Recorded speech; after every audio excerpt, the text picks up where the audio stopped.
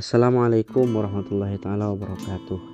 Pada kesempatan kali ini, saya Syahin Jalal, guru SKI di Madrasah Aliyah Membaul Ulum Bata-Bata, akan membahas tentang biografi tokoh-tokoh pembaharu dalam Islam.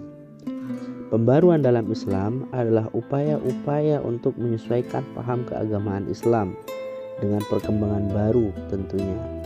Dan hal ini ditimbulkan oleh kemajuan ilmu pengetahuan dan teknologi modern. Istilah pembaharuan baru terkenal dan populer setelah munculnya semangat pemikiran dan gerakan pembaharuan Islam, menyusul kontak politik dan intelektual dengan Barat, tepatnya pada abad 18. Pada waktu itu, baik secara politis maupun secara intelektual, istilah tajdid itu sendiri memiliki arti lain yang lebih luas. Di antaranya adalah reformasi, purifikasi, modernisme, dan sebagainya. Istilah yang beragam itu mengindikasikan bahwa hal itu terdapat variasi, entah pada aspek metodologi, doktrin, maupun solusi dalam gerakan tajdid yang muncul di dunia Islam. Gerakan pembaharuan Islam dapat ditelusuri akarnya pada doktrin Islam itu sendiri. Gerakan pembaharuan mendapatkan momentum ketika Islam berhadapan dengan modernitas pada abad ke-19. Kontak langsung antara Islam dan modernitas yang berlangsung sejak Islam sebagai kekuatan politik mulai merosot pada abad ke-18 merupakan agenda yang menyita banyak energi di kalangan intelektual muslim. Biografi tokoh-tokoh pembaharu dalam Islam. Yang pertama adalah Muhammad Ali Pasha yang hidup dari tahun 1765 sampai tahun 1849 Masehi.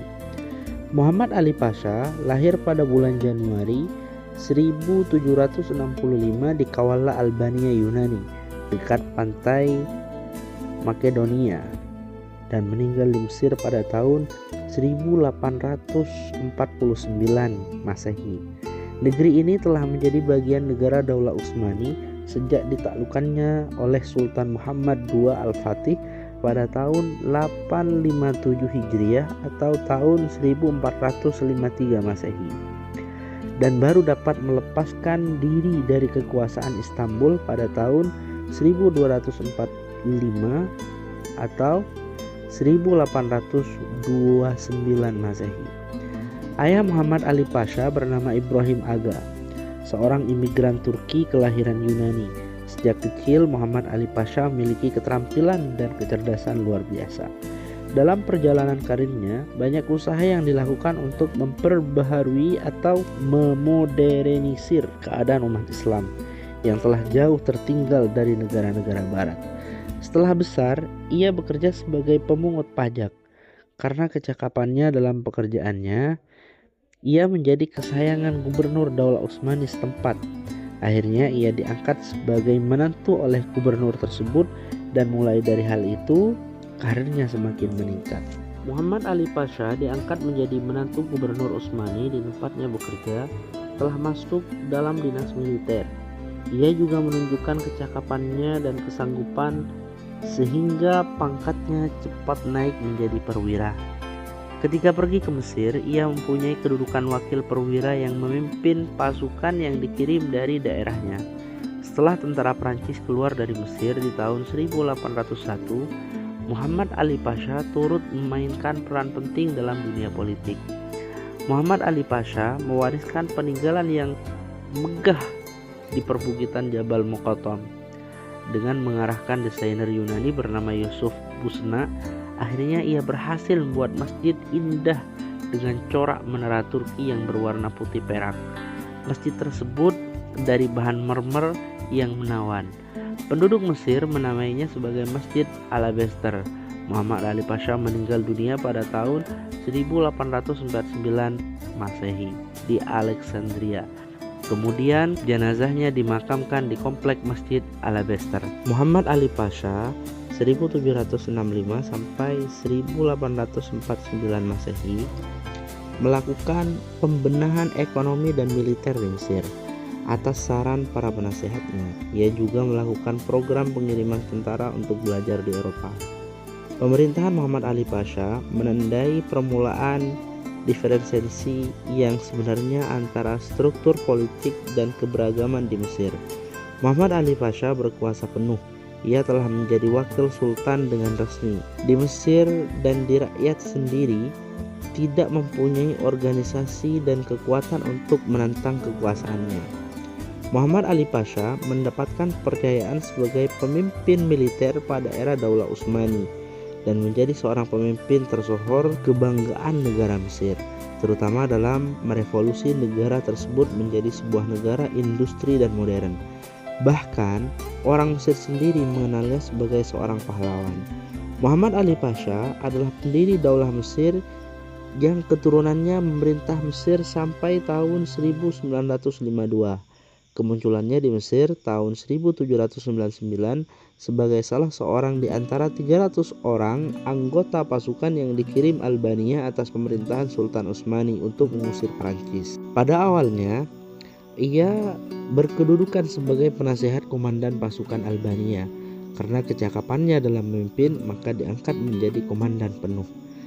Setelah berhasil mengusir Napoleon di Mesir, ia diangkat menjadi jenderal tahun 1801. Pada bulan November 1805 ia menjadi penguasa di Mesir dan pada bulan April 1806 ia diangkat menjadi wali negara Mesir dengan gelar Pasha.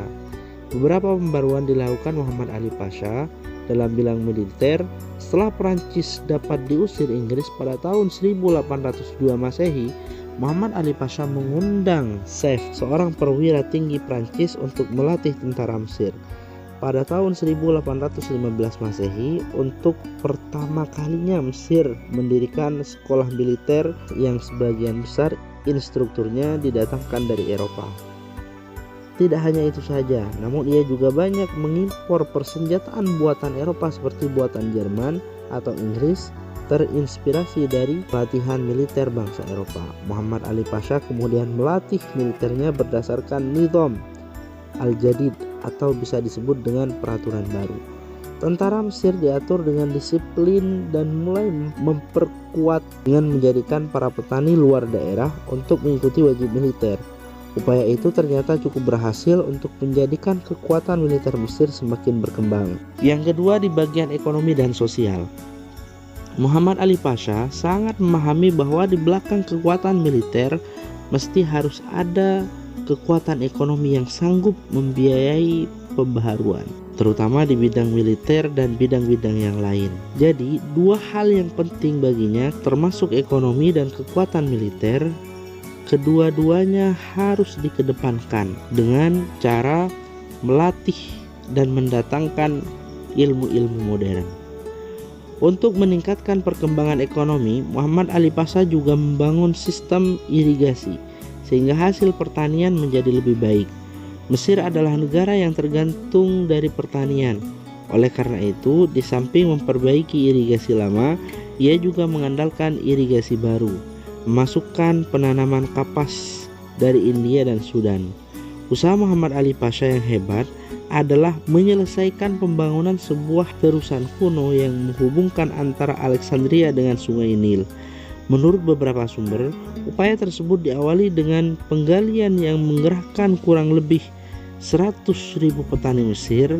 Dari hal tersebut meningkat pula lah pusat irigasi dari tahun 1813 sampai 1830 Masehi hingga 18%. Ketiga, dalam bidang pendidikan, Muhammad Ali Pasha menaruh perhatian besar pada perkembangan ilmu pengetahuan. Hal ini terbukti dengan dibentuknya Kementerian Pendidikan setelah didirikan sekolah militer pada tahun 1815 Masehi.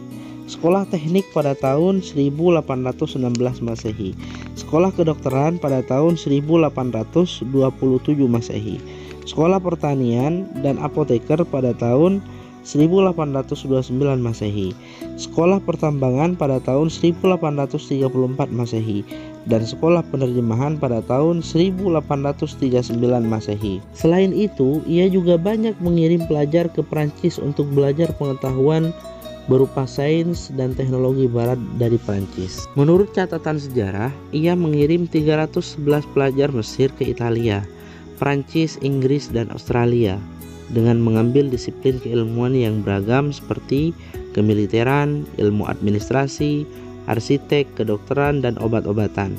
Selain mendirikan beberapa sekolah dan mengirim pelajar keluar, Muhammad Ali Pasha juga melakukan penerjemahan buku-buku terbitan Eropa dalam skala yang besar. Dalam program penerjemahan tersebut, Muhammad Ali Pasha menunjuk Rifa'ah At-Tahtawi.